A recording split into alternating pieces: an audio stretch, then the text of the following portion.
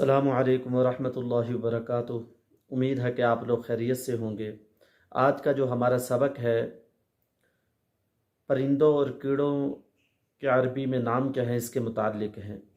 پرندوں اور کیڑوں کی عربی کیا ہے اس کے متعلق یہ سبق ہے، اور یہ سبق نمبر 2 ہے۔ تو ہم شروع کرتے ہیں۔ مور ہے جو ایک خوبصورت جانور ہے جس کو لوگ گھروں میں بھی رکھتے ہیں، تو اس کی عربی کیا ہے؟ الطاؤوس۔ الطاؤوس، مور کی عربی الطاؤوس۔ الطاؤوس، مور کی عربی الطاؤوس۔ مور کی عربی ہے الطاؤوس۔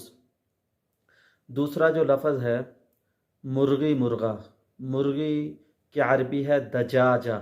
دجاجہ، دجاجہ، مرغی کی عربی ہے دجاجہ، دجاجہ، دجاجہ۔ مرغ جو ہوتا ہے، جو مرغا جس کو کہتے ہیں، مرغ کی عربی ہے دیک۔ دیک، دیک، دال یا کاف، 3 لفظ ہیں، بالکل آسان ہے۔ دیک، مرغ کی عربی ہے دیک، دیک، مرغ کی عربی ہے دیک۔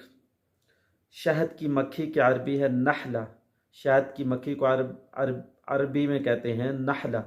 قرآن پاک میں یہ لفظ ہے وَأَوْحَى رَبُّكَ إِلَى النَّحْلِ أَنِ اتَّخِذِي۔ تیرے رب نے وحی بھیجی مکھی کی طرف، حکم کیا مکھی کو تم پہاڑوں میں اپنا گھر بناؤ۔ تو مکھی کے اندر اللہ تعالیٰ نے بڑی قدرت رکھی ہے۔ مَا تَرَىٰ فِي خَلْقِ الرَّحْمَٰنِ مِن تَفَاوُتٍ، تم اپنے رب کی تخلیق میں ذرا بھی کجی اور فرق نہیں پاؤ گے۔ 1 انچ سے کم مکھی ہوتی ہے تو اس کے اندر 3 خانے بنائے، پیشاب کا، زہر کا اور شہد کا، تینوں آپس میں مکس نہیں ہوتے۔ یہ اللہ تعالیٰ کی تخلیق اور قدرت ہے اللہ تعالیٰ کی۔ تو مکھی کی عربی ہے، شہد کی مکھی کی عربی ہے، شہد کی مکھی کی عربی ہے نحلہ، نحلہ۔ شاہین، شاہین کو عربی میں کہتے ہیں سقر، سقر۔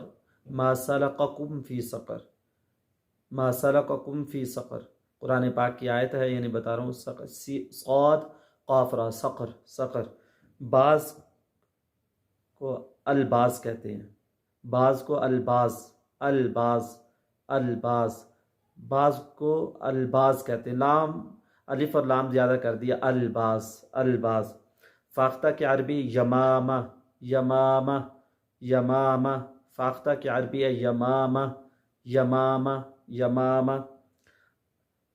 ابابیل، الخطاف، ابابیل کی عربی الخطاف، الخطاف، الخطاف۔ ابابیل کی عربی الخطاف، الخطاف۔ گدھ کی عربی ہے نسر، نون سین را، گدھ کی عربی ہے نسر۔ اگر ہم صاد پڑھیں گے تو اس کا معنی ہو جائے گا مدد۔ تو وہاں سورۃ النصر میں اگر ہم نے سین پڑھ دیا تو اس کا معنی ہو جائے گا گدھ۔